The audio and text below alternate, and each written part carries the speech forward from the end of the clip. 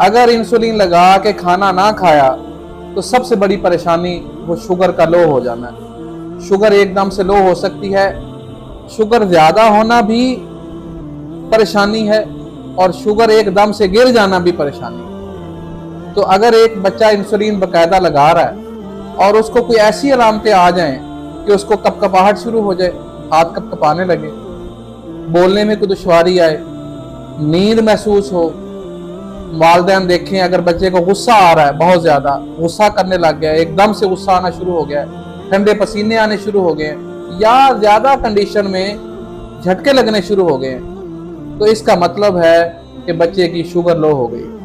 अगर आपके पास ग्लूकोमीटर मौजूद है, फौरन शुगर चेक करें।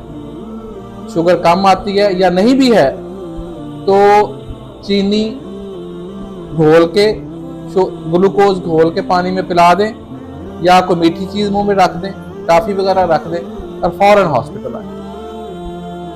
तो शुगर का एकदम से कम हो जाना भी परेशानी का बायस है, और शुगर का एक दफा का इंसुलिन का टीका मिस करना भी परेशानी का बायस है। तो ना आप टीका मिस कर सकते हैं, ना डोज बढ़ा सकते हैं। डॉक्टर डोज बढ़ाएगा या कम करेगा, आप लोग नहीं।